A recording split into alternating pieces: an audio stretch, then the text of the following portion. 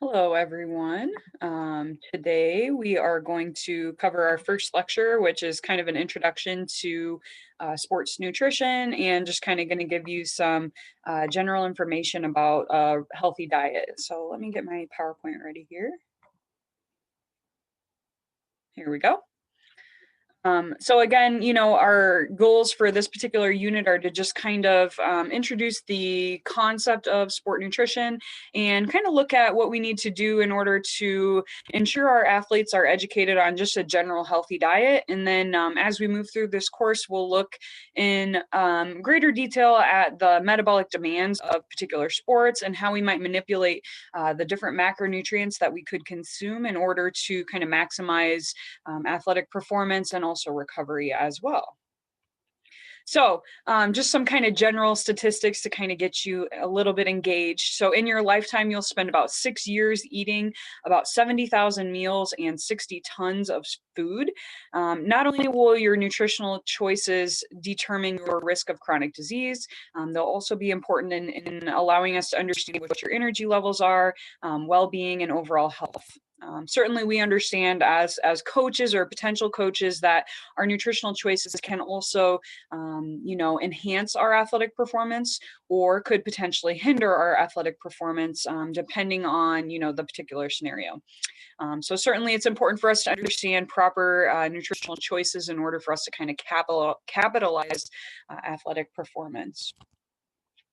So when we think about this interplay between nutrition and health, I think one common misconception is that with nutrition, all we really care about is like what we put in our mouths. But in reality, people that work in the field of nutrition, so registered dietitians, nutritionists, sports nutritionists, those types of people, it's really more than that. There's a lot of science that goes into understanding what's happening with these different nutrients. So a definition for nutrition: the science of food, the nutrients and the substances therein, their action, their interaction, balance as it relates to, the relationship between health and disease. And also we can understand the physiology that goes into getting us able to utilize these nutrients. So the process by which a human organism can ingest, digest, absorb, and transport these nutrients to various locations in the body. How can we utilize them from a metabolic standpoint? And also, how can we excrete our food waste products? Okay, so when we think about nutrition as it relates to general health, choosing a healthy diet is really a two-part process. So first and foremost, we have to be educated on what nutrients are good for us and what nutrients are maybe not so good for us. We also need to be educated on what we need and how much we need and when we need these things. So that's step one, is understanding the education behind appropriate nutrition. And in my opinion, that part's easy. Okay, anyone can learn to, that eating fruits and vegetables is healthy for you, and limiting, our fats from fast food and things like that are good. So that part's easy. Everyone can really kind of grasp those concepts. The hard part is the second part, and that part is the application of these educational principles to what we actually do in real life. Okay, so again, when we think about choosing what it is that we're consuming, two-part process. So first, we need to be educated on, what is nutrition, what is good, what is bad, and then also being able to apply that to what we're doing, based on our goals, based on our individual energy needs, energy expenditure, age, gender, et cetera, et cetera. So again, we've talked a little bit about what is nutrition, but let's take it a step further and take a look at what is sport nutrition, right? So now, not only are we concerned with the health outcomes associated with nutritional choices, but we also want to now apply these eating strategies to adapt to training, recover quickly from each exercise session, and perform optimally during competition. Okay, so when we think about sport nutrition, again, I would encourage each of you to first and foremost appreciate that our primary goal is always to keep our athletes healthy and happy first. And second, if we can achieve that first, and again, that'll help us to kind of minimize risk of injury and, some other issues as it relates to mental health. Again, we can think about the interplay of the athlete as a whole and all these different components. So that's got to be our first goal, is to get our athletes to be happy and healthy. Okay. And then second, how can I then apply these principles to help my athlete perform better? Right. And so when we think about, the different kind of branches within sport nutrition, a couple different factors that I want to consider. I want to fuel myself for success. So what am I going to be eating leading up to a competition, leading up to a hard workout, those types of things. Okay. B, what do I need to eat after the exercise bout in order for me to recover quickly? And then also, how might I modify or, control what I'm eating as it relates to adapting to my exercise training protocol, right? So again, understanding this interplay between what we're doing in practice and what we're putting into our bodies, right? And how can we mesh those things together in order for us to, at the end of the day, optimize performance during competitions. Okay. So sport nutrition is really a specialization within the nutrition field. And not only does it require us to understand nutrition, so again, we think about the science as it relates to, how food is broken down and the metabolic processes within the body. There's a lot of biochemistry that goes into that. We also have to understand exercise science. So it's not enough to just know about food. We also have to know about exercise. We also have to know about sports. We have to understand the metabolic demands of these variety of sports, and also how those metabolic systems are going to be affected by recovery, by age, by gender, by other factors that I might be doing or having to overcome in order for me to kind of maximize success in that particular athlete. Okay, so sports nutrition, again, a sports nutritionist would need a background not only in dietetics, but they also need some background in either exercise science, kinesiology, something along those lines, so that they can understand the metabolic demands of a particular sport. So again, we said that first and foremost, we care about general health and wellness, but a sport nutritionist is really going to allow us to dive into what can I do to optimize success of my athlete when they're competing during their championship season, right? So again, what are the three goals, or what are we looking at as it relates to optimizing performance? So number one, we want to provide energy for physical activity. Okay, so again, we need to understand the metabolic demands of the sport. How many calories am I burning during practice or during competition? So number one, providing energy for the physical activity. Number two, providing nutrients for repair, recovery, and adaptation to exercise training. Okay.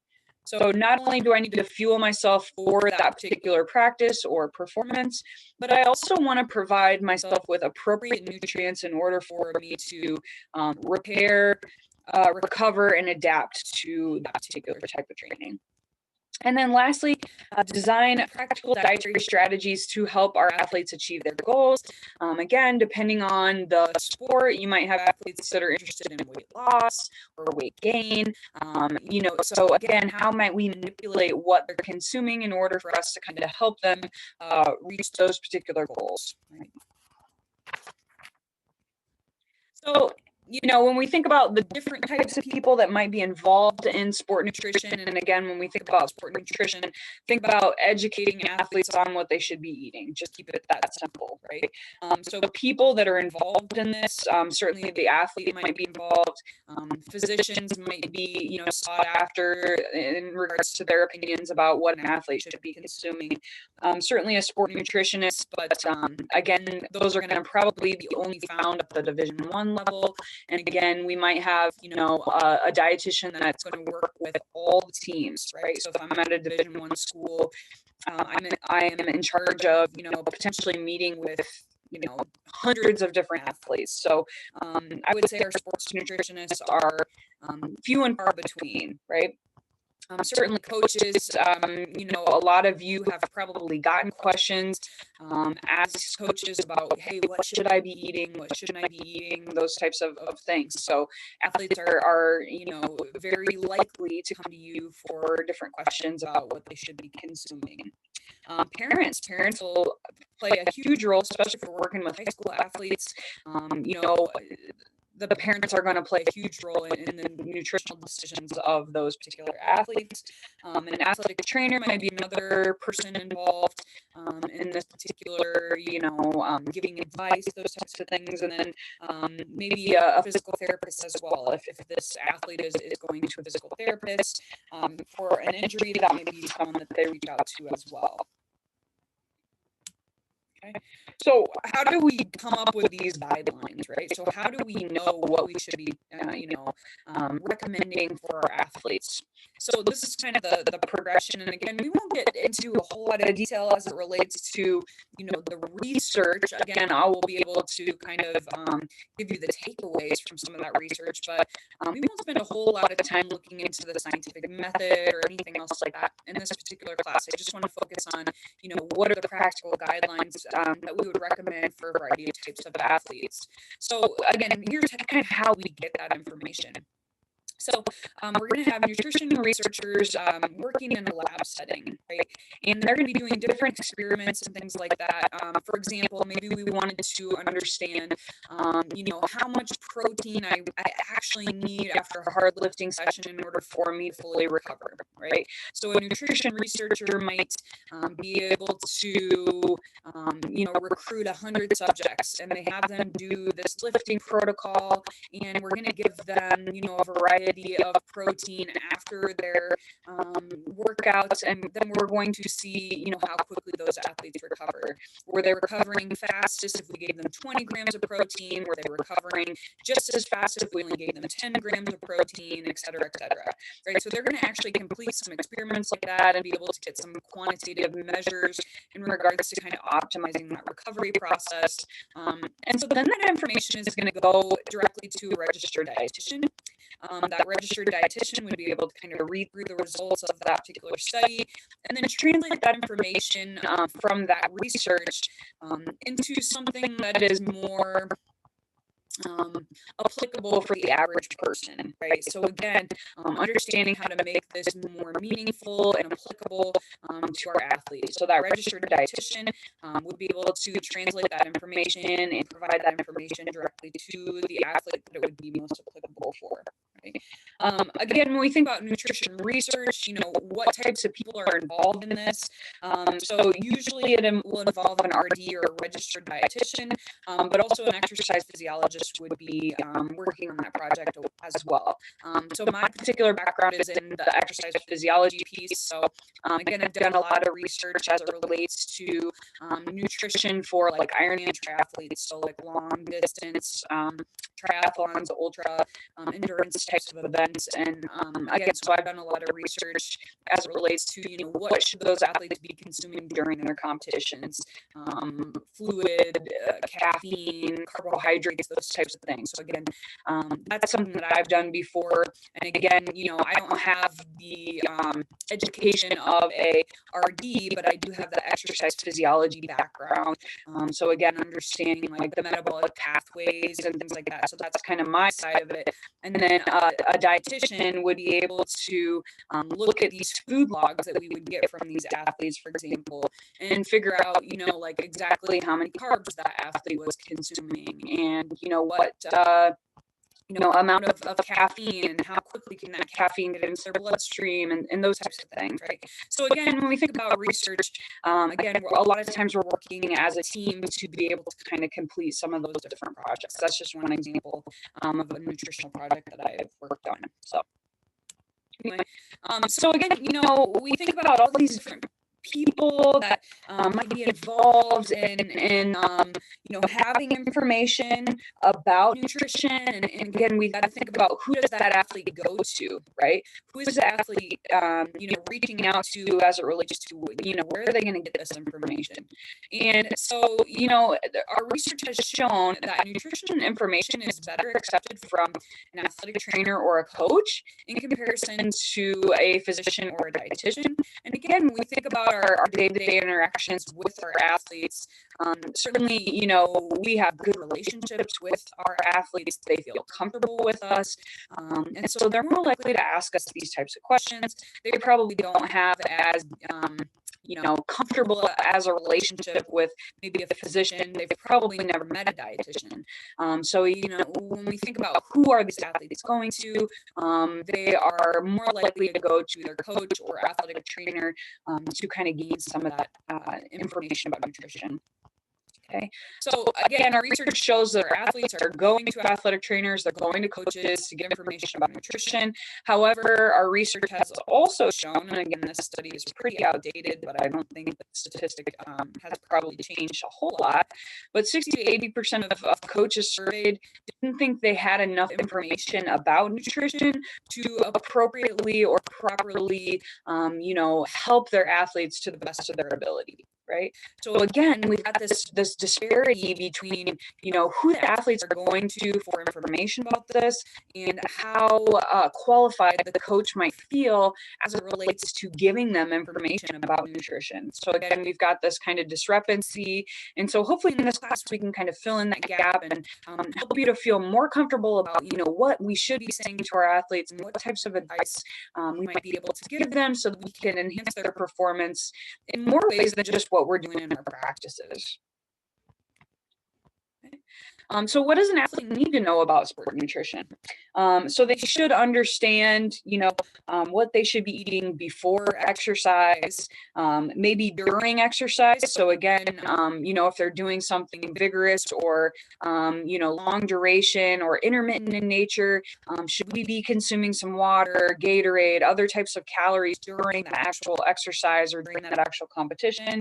And then also after the exercise bout, right? So what can we be consuming in order to kind of enhance that recovery process after the performance? Fluid guidelines, right? How much fluid should I be consuming throughout my day? How do I ensure that I am staying hydrated?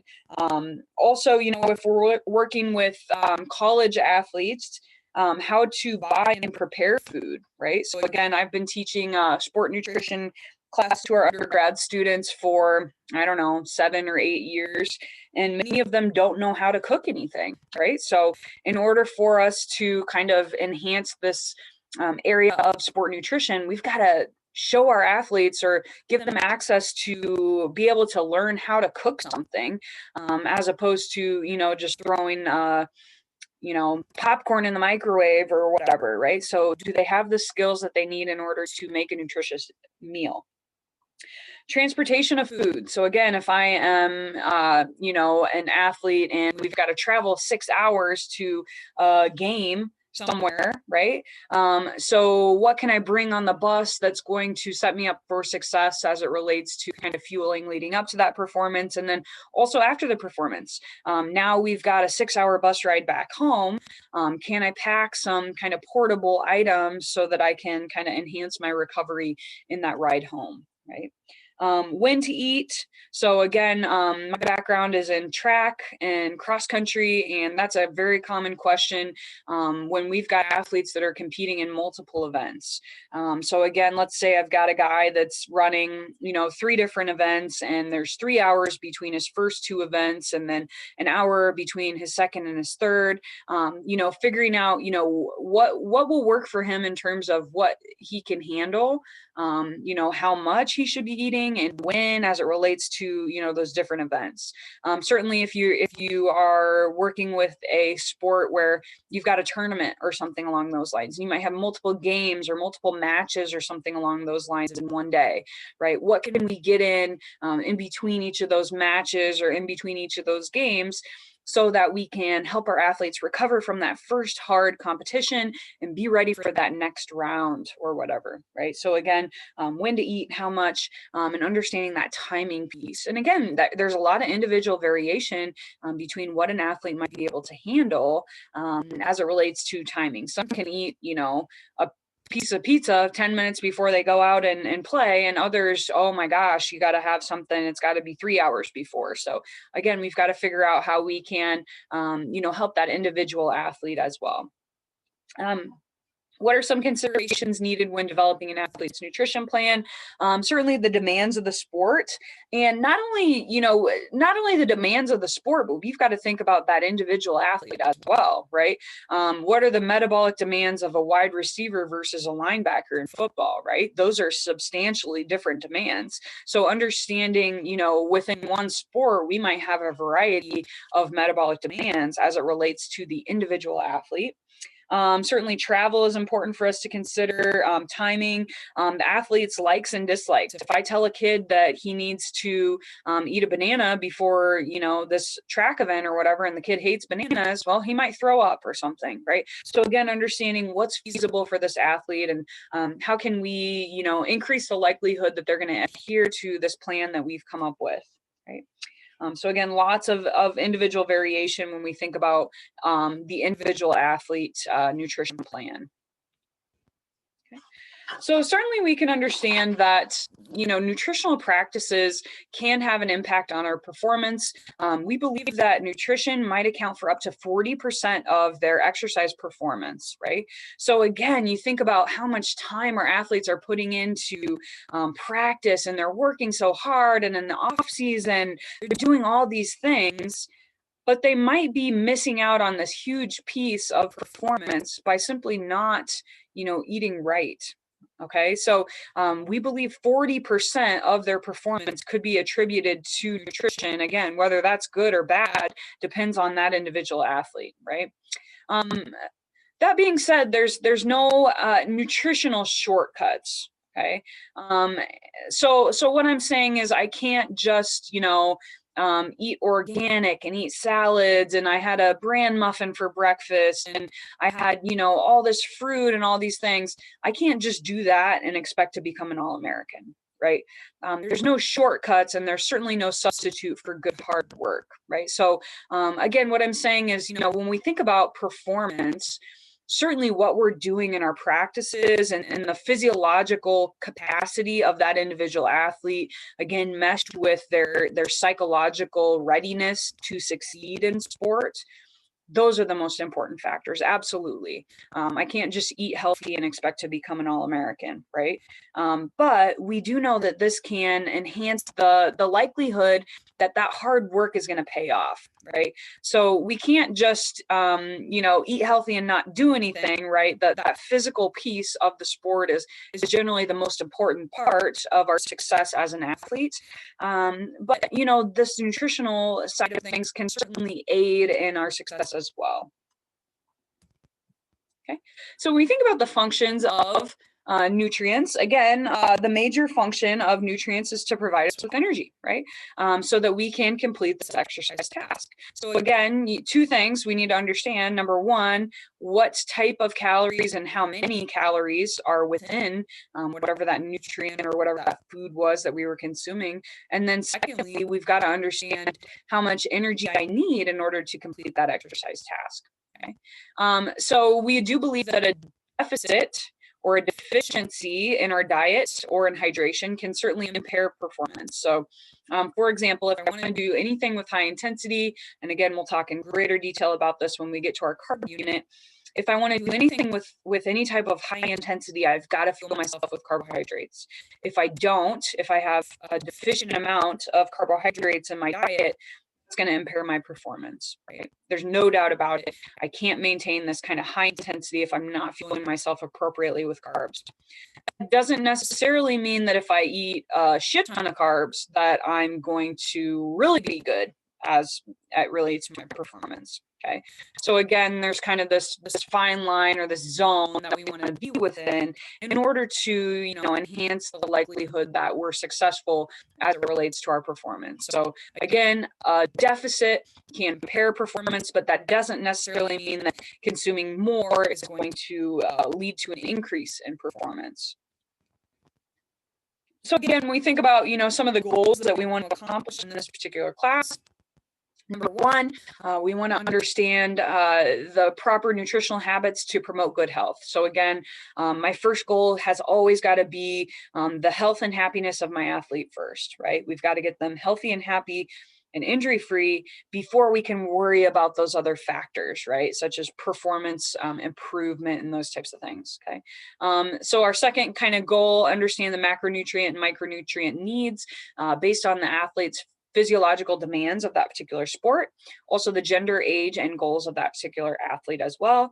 And then lastly, and probably what you're most excited about, is learning how to optimize sport performance through nutritional ergogenics, right? So how can I manipulate what I'm consuming in order to enhance my performance during competition? Okay. So again, the rest of this unit is kind of just a general, very basic introduction to general nutrition. So again, if you've taken a nutrition class before, most of this will be review. And again, for a lot of you, this might be pretty simple, so you can kind of buzz through this a little bit faster, right? We'll get into some harder information as we move into the metabolism unit, which is our next unit, and that'll be a pretty darn challenging unit. We think about, you know, the overall challenge or rigor of this class, right? So classes and sources of nutrients. So we've got macronutrients and micronutrients, okay? Macronutrients, all that means, macro means large, micro means small. So macronutrients we need in large quantities, micronutrients we need in small quantities, right? That doesn't mean that macronutrients are more important. It just simply means we need more of them in comparison to the micronutrients. Micronutrients, I would argue, are just as important for us as it relates to the macronutrients. Okay, so 3 different types of nutrients within that macronutrient category. So those would be carbohydrates. Again, that'll be kind of our first unit when we think about the different macronutrients. We'll cover carbohydrates, proteins, and then lastly, fats or lipids. So fats, lipids, those words can be kind of used interchangeably, and you'll see me kind of use those interchangeably throughout this class. Okay, so 3 macronutrients: carbs, proteins, fats, or lipids. Okay. Our 2 micronutrients, again, I would argue they're just as important as the macronutrients, include our vitamins and minerals. And then water is our 6th essential nutrient that we have. Sometimes it's included in these micronutrients, but we also actually need quite a bit of water, so I kind of keep it as its own separate category here. Okay. So each of these different nutrients we need in specific amounts. If we have too little of one of these items, this can lead to a deficiency.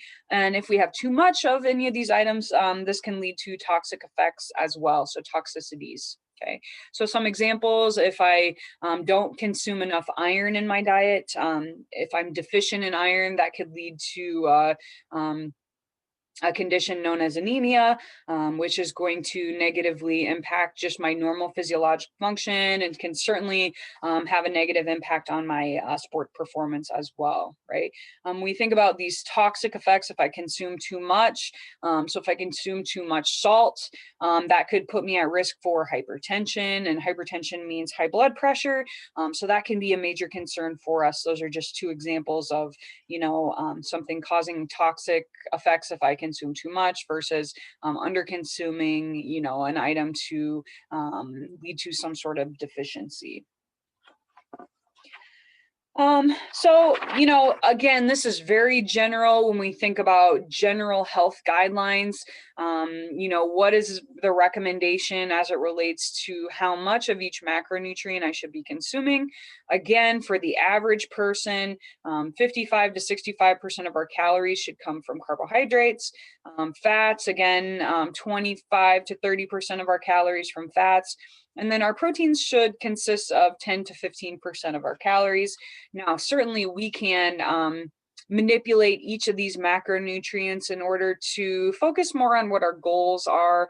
Again, I would encourage each of you, as we work with athletes, we really got to keep our carb intake appropriate. So again, I would really discourage low carb diets for any of our athletes. And again, we'll talk in a great amount of detail about why that is when we get to that carb unit. Again, I would also discourage us from dipping much lower than 10 to 15% for proteins. Again, as athletes, we're breaking down muscle regularly, and so we need those proteins in order to help us adapt and repair and rebuild muscle from the breakdown that occurs when we regularly exercise. Okay. So again, we can certainly manipulate each of these factors, but this just kind of gives us a general basis, a kind of a starting point for what we should be consuming.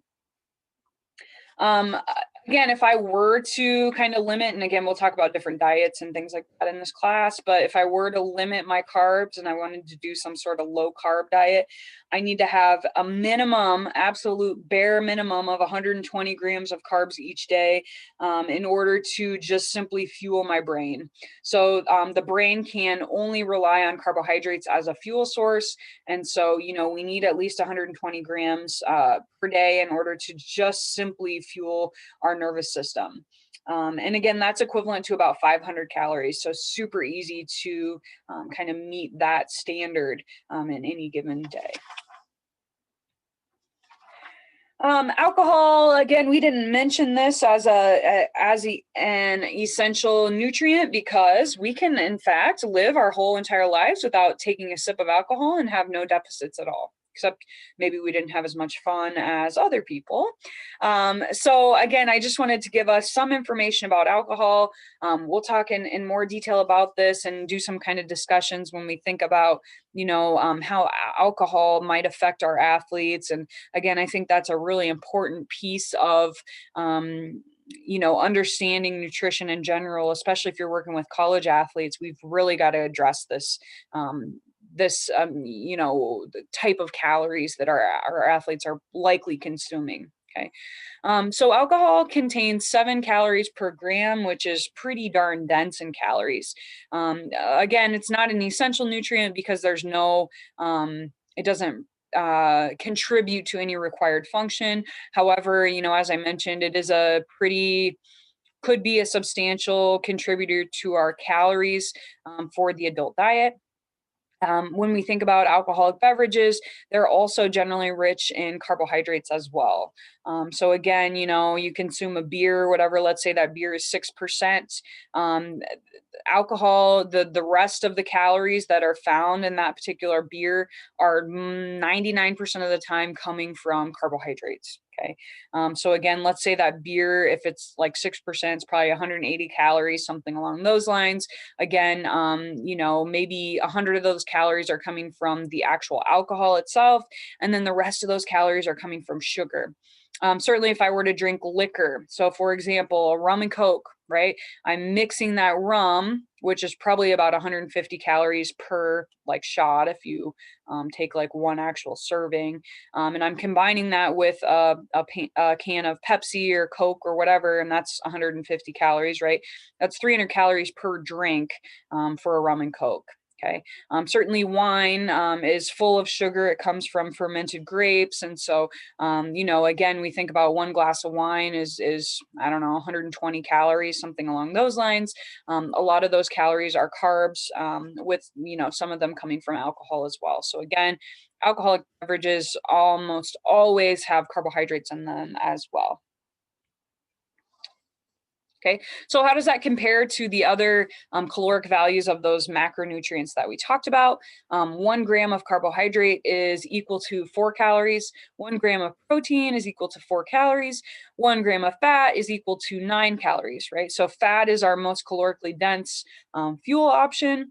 Now I want to kind of explain here what's in parentheses. Okay, so this is the actual calorie value of each of these items. Okay, so when I eat 1 gram of carbs, I'm really getting 4.3 calories. We round it down to 4, and here's why. Right. So again, 1 gram, I get 4.3 calories. I absorb about 97% of the calories that I've consumed, which is pretty good, right? That's the highest absorption rate of all 3 of our macronutrients. And it requires me to invest about 0.3 calories in order to break down that carbohydrate. Okay, so I consume this 4.3 calories and I get about a net value of 4 calories at the end of the day from that 1 gram. Okay. So again, when you compare carbohydrates to proteins and to fats, carbs are the easiest for us to break down from an energy standpoint. Okay. So we get a high percentage of them absorbed. It also doesn't cost us much to break them down. Okay. Sugars are very easy for us to get into the bloodstream. And we'll talk more about that when we get to our carb unit. Okay. Check out proteins here. The net value, if I have 1 gram of protein, I am actually consuming 5.65 calories. I have a lower absorption rate. I only absorb about 92%. And again, I only get a net gain of 4 calories, which tells us that the investment or the amount of energy that is required in order for me to break down this protein is significantly greater than what we saw with carbohydrates, right? And this is a good thing for us if we're interested in weight loss, right? So maybe you've heard, a high protein diet is great for weight loss, and that's absolutely true because of these factors. So my absorption rate is lower, and also the the metabolic investment in order for me to break down proteins is greater as well. So it costs me more. It's more work for me to break down protein in comparison to breaking down carbohydrates. And again, you've probably heard that proteins will help you to feel full longer, and that's also absolutely true because this process takes more time in comparison to the breakdown of carbs, which is pretty simple and pretty fast. I shouldn't say simple, it's not simple, but it's fast, right? So this is faster, this takes a lot longer as it relates to time. Okay. And then lastly, we look at fats, and again, it's kind of in between the two as it relates to absorption rate and the investment I need in order to, get those calories broken down. So again, I get a net of 9 calories per gram. Fat is significantly more dense in comparison to our other options for calories here. Again, so those are those 3 macronutrients that we talked about. The micronutrients, vitamins and minerals, we don't get any calories out of those, right? So they don't have any caloric value, but those are going to be important for a variety of other functions that we'll talk about when we get to that unit. Oops. Okay. So again, we're going to kind of now take some of that kind of real basic information and understand how we can design a healthy diet for our athletes. Again, our first goal is to establish a healthy diet, and then we can build on that and allow them to, enhance the possibility that we can enhance their performance. So tools for designing a healthy diet. First, we need to understand, there's a lot of individual variation. We've got to think about the background of our athletes as it relates to what they consume, right? So quantities and proportions of various nutrients consumed by individuals can depend on a variety of factors. Again, if we can understand what drives us to eat and what affects our food choices, this will help us to put our study of nutrition into greater focus, right? So we need to understand why we're doing what we're doing in order to potentially be able to change what we're doing if we so desire. Right. So quantities and proportions of the nutrients that we consume vary depending on certainly the social setting. So again, if I'm surrounded by my runner friends who are also very healthy and they're eating salads, I'm also more likely to choose salad if we go out to eat, right? If I'm with my family, for example, we're going to eat pizza and beer, right? So again, in that social setting, I'm more likely to drink. I'm more likely to grab another slice of pizza or whatever, right? So again, thinking about who we're surrounding ourselves with will certainly have an impact on the nutritional choices that we make. Culture and customs as well. So again, understanding, what did you grow up doing, and are you still doing those types of things as it relates to, like, maybe you never ate breakfast when you were growing up, and so now you also don't eat breakfast, or maybe you had cereal every morning, and so now you still have cereal every morning. Or like when I was growing up, we had pizza every Friday night. So it seems like we get to Friday now, and I really still want pizza, even though, that was like part of my childhood, right? So again, you think about your culture, your customs, and those types of things, and how does that play into the nutritional choices that you make? Food cost, again, if we're working with college athletes, that's a huge deal, right? The cost of food, and the accessibility of food, that can be huge for our athletes. Education, occupation, and income. So research has shown that people that are highly educated are more likely to make better nutritional choices, and also income. So people with higher incomes are more likely to make healthier nutritional choices in comparison to individuals that come from a lower economic standpoint. Also occupation. So again, got to think about, what it is that we're doing each day. How does that affect when we can eat, how much we can eat, those types of factors. Probably the most important factor in my kind of opinion is our routines and our habits, right? So if you can establish a healthy routine or habit, you don't even think about it anymore, right? You just do it, right? So for example, I eat almost the same breakfast every day. I eat like a whole wheat bagel with peanut butter and jelly. That's one option. Or I'll do like a whole wheat English muffin with 2 eggs, something like that. So again, those are my 2 standard breakfasts that I have. Okay. I have like 3 different things that I eat for lunch. I take my lunch to work every single day. I never eat out at lunch. It's just a habit. I don't even think about it. And I have that, for lunch. It's ready. I don't even have to think about it. Right. So I make one of those 3 items in the morning, and then I bring it for lunch, and then no brainer. Lifestyle will play a role in what we are consuming. Health knowledge. So again, that educational piece that we talked about early on in this lecture is important. Food marketing. So again, you've watched on TV and you saw the I don't know, some sort of special at Hardee's or whatever, double big Whopper or whatever, something like that. And so you're like, wow, that looks really good. I want to try that, right? So again, how does food marketing play into our decisions and that sort of thing? I have a 3-year-old son, and it seems like every single show that he ever watches, it's like the commercials for sugary cereals or something along those lines, and then he wants those sugary cereals, right? So food marketing is important. Food availability. So again, if I only have healthy food at my house, I'm going to have to choose that because there's nothing else available, right? I either have to choose that, or I have to, cognitively decide to go somewhere to get something, right? So thinking about what's available and how that, plays into the decisions that we make.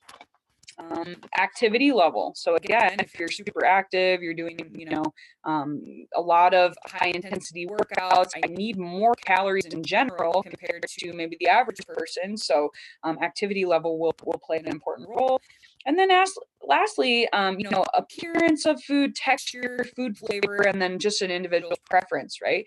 You just simply don't like XYZ, so you're not going to eat it, or you just simply love, my absolute favorite food is buffalo chicken dip. I absolutely love it. It's my favorite thing in the world, right? So again, that plays an important role in determining, what I might eat on XYZ day.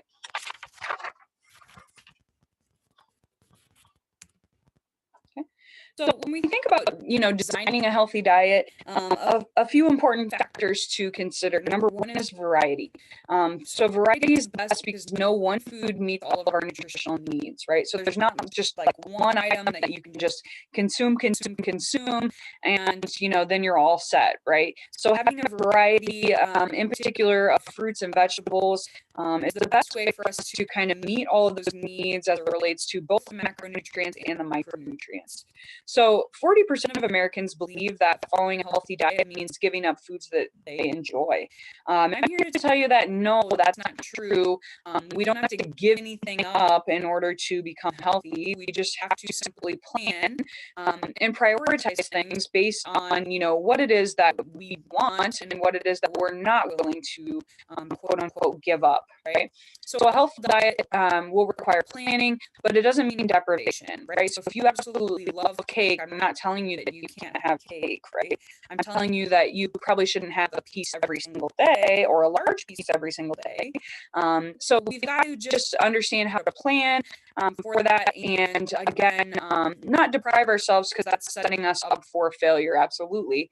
So kind of understanding how moderation is important in the grand scheme of things, if we think about, establishing a lifelong habit of being healthy. So again, when we think about variety, so choosing a number of different foods within any food group. Again, how can you add variety to your diet? Again, I would say, first and foremost, we've got to plan, right? So we've got to plan ahead.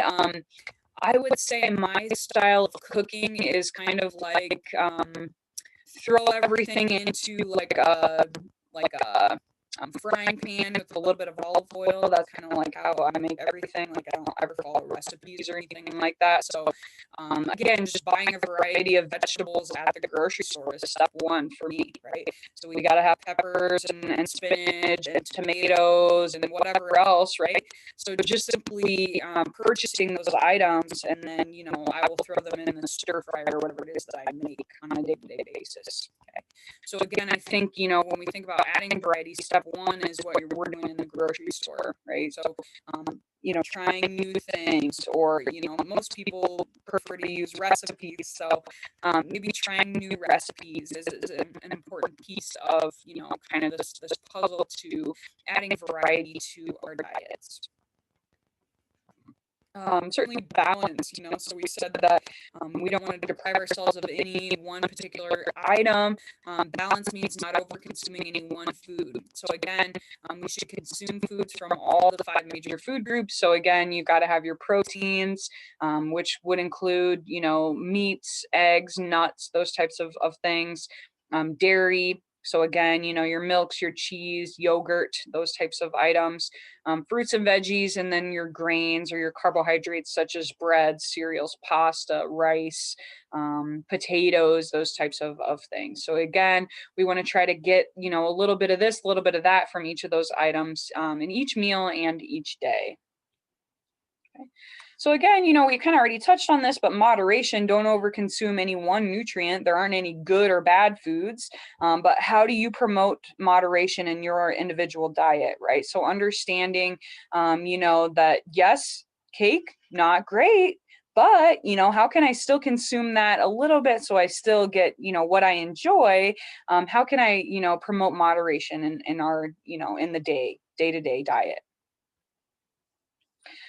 So again, those are just a couple tips to help us to, in general, choose healthy items and really establish a healthy diet. The current state of our U.S. diet as it relates to overall health, what's going on in the United States, right? So here's some facts for you.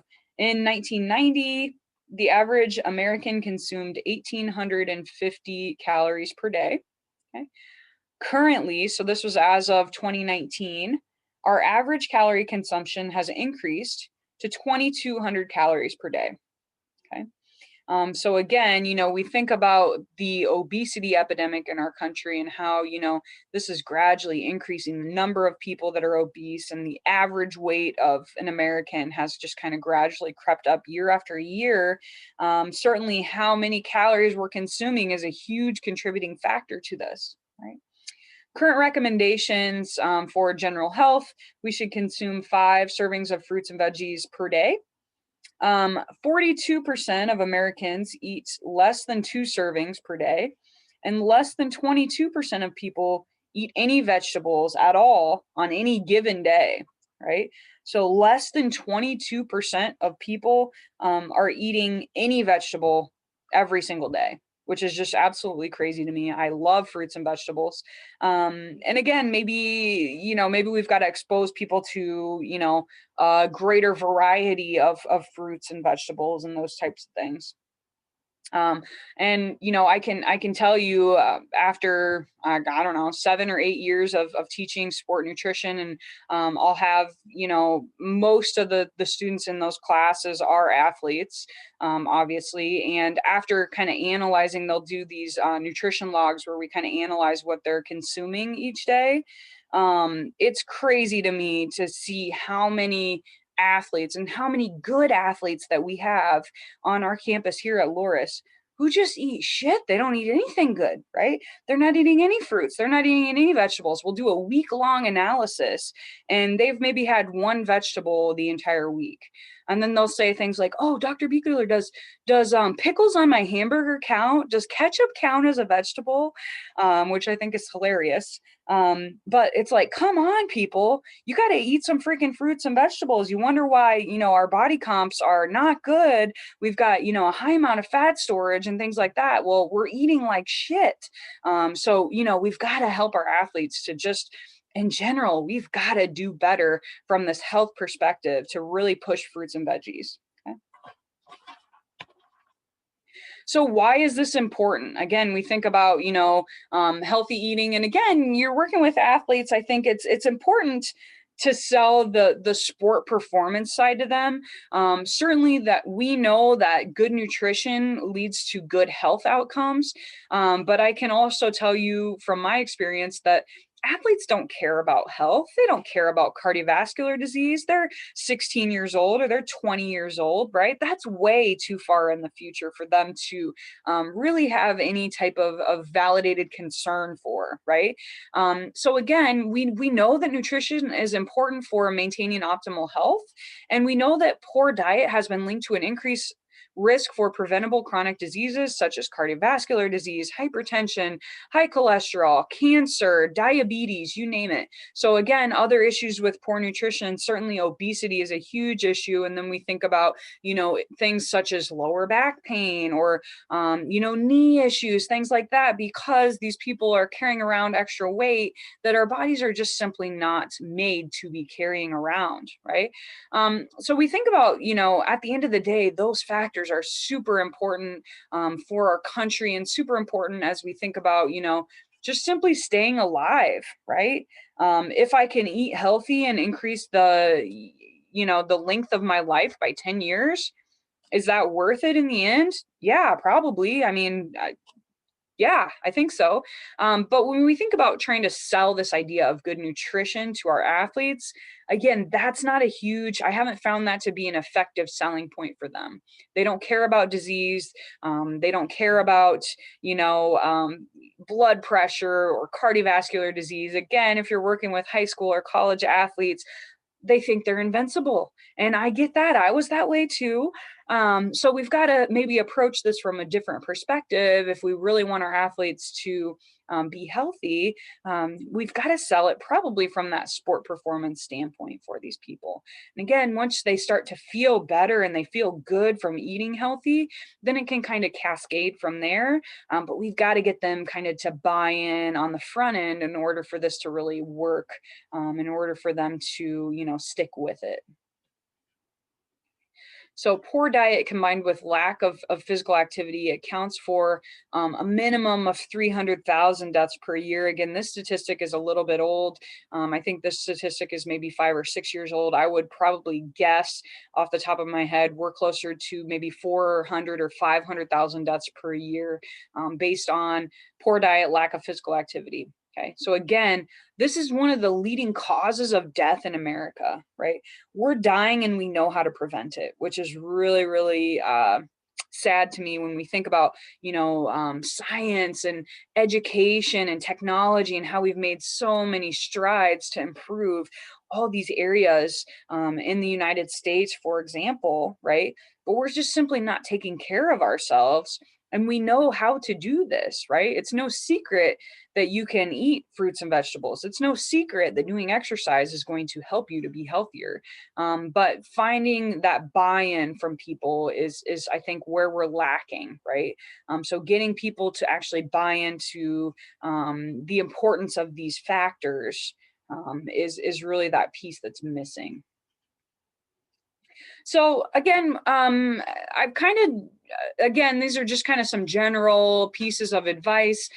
This comes from a presentation that I've done for high school athletes many times. When we think about making championship choices, right? So if you want to play or perform like a champion, we need to be acting like a champion all the time, right? So again, it's not enough for me to just show up to practice and have a good practice.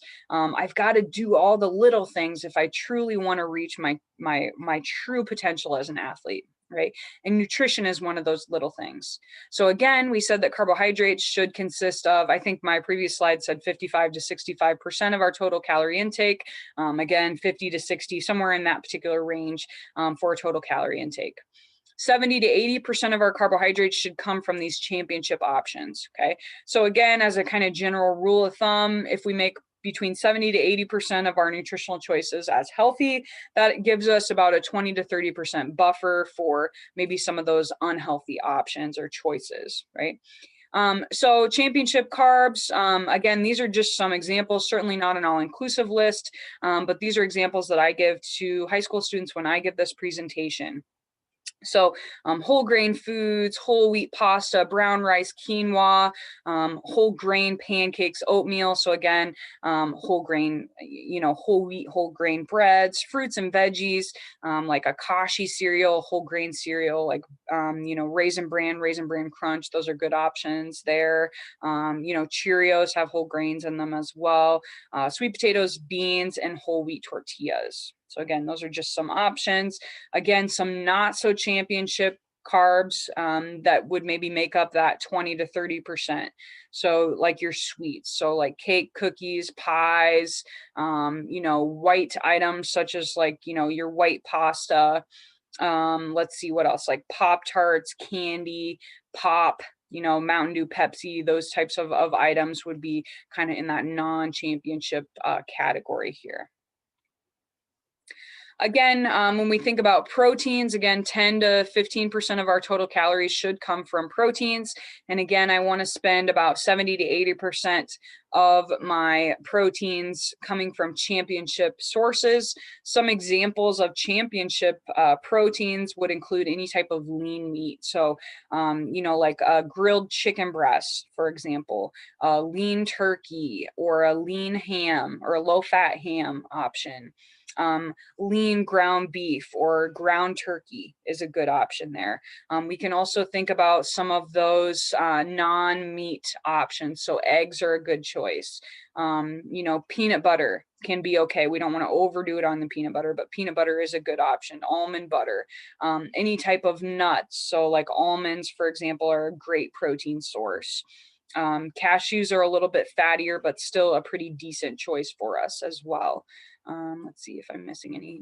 Beans are also a great source of protein as well. So like black beans or refried beans are going to be good choices there. Okay, maybe some not so championship items when we think about proteins.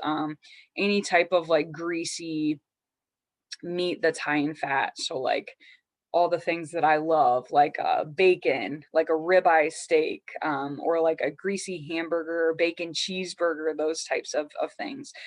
Cheese is generally high in fat as well. So that's one that I would put in maybe the not so championship category, right? So those are a couple examples. Many red meats would fall into kind of the non-championship option for proteins. Again, when we think about lipids or fats, again, 20 to 30% of our total calories should come from fats. 70 to 80% should come from kind of championship lipid choices. Some examples of kind of championship lipids would be like your olive oil. Coconut oil is pretty decent. Avocados would be another good source. Anything that's got unsaturated fats, so any type of like a nut. So again, like almonds, for example, will have some fats in them as well. So Those are some examples of your championship types of lipids, maybe some non-championship types of lipids, anything fried, like French fries, for example, onion rings. Again, maybe like the fat that's found in different baked goods. So like pie crust, for example, has a lot of lard in it, or butter, or something along those lines. Butter is a non-championship lipid choice. Let's see, what else am I missing? Like those fatty meats that we already talked about, like the fat that we find in like a ribeye steak, or in like a greasy hamburger or something along those lines. Those are going to be maybe not so championship items for us. Okay. So I've got a couple of different examples here of recommendations for our food choices. This is kind of the old school food guide pyramid. Again, this is kind of what I grew up learning. And essentially, I like it the best. Maybe it's because it was the first thing that I learned. But I think this is super cut and dry. But essentially, what should I be consuming in one day? 6 to 11 servings of kind of these grains. So bread, cereal, rice, pasta. Again, we want to try to choose 70 to 80% of those to be healthy options. So like your whole wheat pasta, your whole grain breads, those types of items here. Okay, 2 to 4 servings of fruits, 3 to 5 servings of veggies. So again, raw is the best. We can also have these cooked. If we do cooked broccoli, for example, that's still good. We do lose out on a little bit of the nutrient value in comparison to just eating like raw broccoli. But again, it's still a good option. If I had to choose between canned items and frozen, it would be better to choose the frozen items as opposed to canned items. The canned items generally have a lot more sodium, a lot more chemicals because they're processed. And again, we don't see as many of those in our frozen items. So again, if I had to choose, kind of rank our veggies, we're going to go fresh first. Then I would choose frozen. And then lastly, I would choose the canned items. Meat or protein sources, 2 to 3 servings. Dairy items, 2 to 3 servings as well. And then fats, oils, sweets, used sparingly. Okay, then we move to this option. So this was created in 2005, I believe. And so with this particular food guide pyramid, they added this component of physical activity. So again, we want to kind of maintain this balance between what we're consuming food-wise and what we're doing from an exercise perspective. Again, grains, we want to shoot for 6 ounces, veggies, 2.5 cups, fruits, 2.2 cups, fats and oils, again, limit, milk or dairy products, 3 cups, and then meat, fish, eggs, and beans, 5.5 ounces. Again, they switched to this from that previous example because in the previous example, they just used servings. And, as you probably can imagine, our serving sizes have really gone up in America. So again, if I go to a restaurant now versus when I would have went to a restaurant in like 1980, for example, I'm getting like at least double the amount of French fries now as compared to what I would have got like in 1980, right? So again, as these sizes have kind of increased, the U.S. Department of Agriculture thought, well, maybe we should give them exactly the quantity that they need as opposed to just saying serving. So those were the kind of the modifications we made here. This was the next option. I don't like this option at all. This was as of, I believe, 2008 or 2010, something along those lines. But again, now I've just got this plate and I should have my fruits and veggies about 40%, the grains about 40%, milk 25%, a little bit of bad foods, such as like your add-in sugars, fats, those types of things. And then meat, proteins, those types of things about 20, 25% or so. Again, the reason I don't like this is like how many people actually eat a vegetable for breakfast?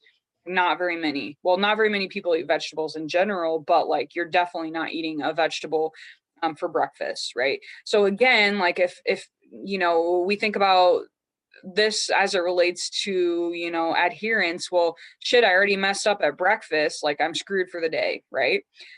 So again, I like the idea of understanding how much each meal should come from, but we don't start out right with breakfast, so then you're already like screwed for the day, I guess. I don't know.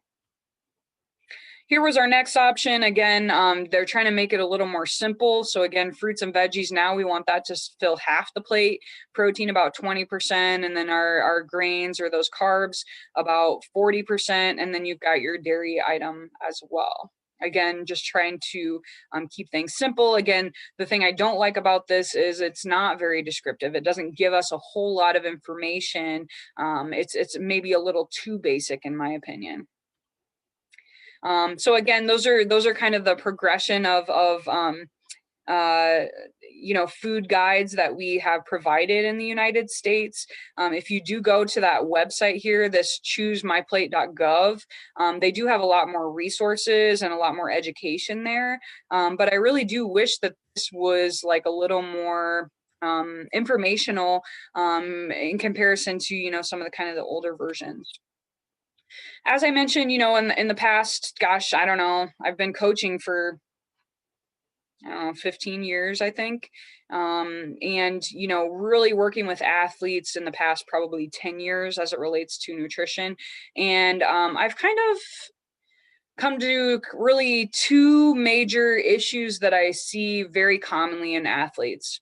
Number one, they're not consuming enough fruits and vegetables, and number two, they're skipping breakfast. So I think these are two areas that I really like to focus on when I work with athletes. And so one thing I got to sell to them is the benefit of fruits and veggies. If we're not eating them at all, what are some of these kind of benefits that I can gain outside of sport performance as it relates to consuming these items? So number one, reducing risk of cardiovascular disease, stroke, cancer. So some of these chronic diseases later in life. Also, they're low in calories, high in vitamins and minerals. So again, if I'm interested in weight loss, weight management, those are important benefits for me. Great source of fiber, improves digestive health, risk of colon cancer, and as we mentioned, weight management. Can also help us with reduction of blood pressure, improve vision, improve bone mass, fight arthritis, improve skin, so it can improve our complexion as well. Resist infection, improve immune system, also helps with healthy aging and improving memory as well. So a few kind of selling points for athletes. And again, almost always when I meet with an athlete about nutrition, the first thing I try to sell to them is, how can we get you to eat more fruits and vegetables? That sounds more enjoyable to me than trying to deprive them of something else. So that's kind of my first step, is how can I get you to eat more fruits and vegetables? What fruits do you like? Could you add a banana here? Could you, get some blueberries here? Could we get you XYZ, like a frozen strawberries, and then you can make a smoothie or whatever. So again, kind of brainstorming with athletes as it relates to, how can I get you to incorporate these in your day-to-day life, or more of these?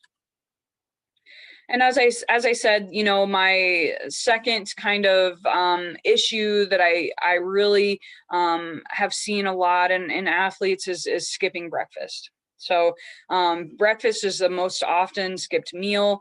Some challenges that I've heard from athletes, they don't have enough time, so they sleep in until they have to go to class or go to school or whatever, so they don't have time to make anything, right? They don't like breakfast foods, which is just crazy to me. I freaking love eggs, bacon. I love all of it. It's all good, right? But I guess some athletes don't like breakfast foods, right? Or they're not hungry in the morning. They feel like eating breakfast makes them sick, right? So those are some of the common, I guess, barriers that I hear from athletes, okay? So what I'm gonna do when I work with that particular athlete is take whichever of those barriers they're facing and ask them to kind of solve this for themselves. Okay, you don't have enough time. What could we do to fix that, right? And again, I'm not asking you to get up earlier. I'm asking you to plan ahead, right? If you're a high school athlete and you're driving to school, can you have an apple and a granola bar in your car? Can you eat that granola bar as you're walking to your first class? Okay, same thing with my college students that I'm working with. You don't have enough time. Okay, can you keep a granola bar in your bag, right? Can you keep that banana? Can you eat that banana during your first class or whatever, right? So again, how can we overcome this barrier? Don't like breakfast foods. fine, right? So what else can you eat? There's no limits here, right? We've got to get some type of calories in. What foods do you like, and how can we get you to eat those in the mornings? Okay. Eating breakfast makes me feel sick, or I'm not hungry in the morning. That's the kind of probably the most common thing that I hear from athletes. Okay. So let's start small. Let's start with a bottle of water, or let's start with a cup of juice, something like that, right? So start with something small, and we can train our digestive tract kind of the same way that we train our bodies physically for exercise, for sport, right? I don't consider myself a morning person. I don't like to work out in the morning, but you know what? Sometimes you have to, right? And so you've got to train yourself to become accustomed to that, right? So again, how can we overcome these barriers with that particular athlete? And again, this requires us to look at the individual and help them to come up with solutions. But at the end of the day, they're going to be more likely to adhere to this if they come up with those solutions on their own as you're kind of having these conversations. Okay. So why is breakfast important? Well, eating breakfast reduces the likelihoods of having cravings later in the day. That's going to prevent me from, ordering Domino's at 10 p.m. and, eating a bag of chips at 3:30 or 4 o'clock or whatever, right? It's also going to provide me with essential energy in order to support my workouts later in the day. So again, if I'm working with a high school athlete, they go about their school day, they didn't eat breakfast, they eat lunch, and maybe for lunch they had 500 calories, right? Now they get to practice that night or at 3:30 or whatever time they practice, and all you've done is given yourself 500 calories for the day. Okay, let's say it's a hard football practice, for example. I'm easily going to burn 1,000 calories in that particular practice, right? So all you did was gave yourself 500 calories. You didn't even give yourself enough to sustain your energy levels throughout practice, right? So could you get a better practice out of yourself if you ate more calories during the day? Absolutely. You would be able to maintain a higher intensity at the end of that practice in comparison to that individual who didn't fuel themselves with enough calories kind of up front, right? So it's important that we kind of sell that to them as it relates to, those workouts later in the day. We've got to fuel ourselves so that we have enough energy so that we can bring a high intensity to the table there. Okay, so here's just a couple examples. Again, I've found in my experience that providing athletes with some examples like this is super helpful, because they can look at this and say like, okay, yeah, I don't mind Cheerios and I don't mind bananas. So yeah, I could do this. I could have Cheerios, milk, and a banana. I could try that. Or, I could grab a thing of yogurt on my way to school and have an apple with that or whatever, right? So again, here are just some examples. Ideally, we want to have one fruit, we want to have some sort of grain item, and we want to have a protein. So again, these are just some examples of things that we can kind of pair together. Certainly you can mix and match these.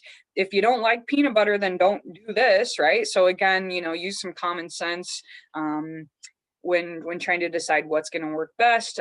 This I really like. So scrambled egg, a little bit of cheese. You can wrap that in a whole wheat tortilla. I put salsa in it as well. Freeze them in the freezer. Grab it out of the freezer, pop it in the microwave for 45 seconds, and boom, I can take that on the road as I'm driving to work or to school or whatever, right? So again, just some ideas there for our athletes. Okay. That's it for today. Again, I would encourage you to make sure you take the quiz, and you've got a discussion post that'll be due as well to kind of finish up this unit. I hope you guys have a great day, and we'll see you next time.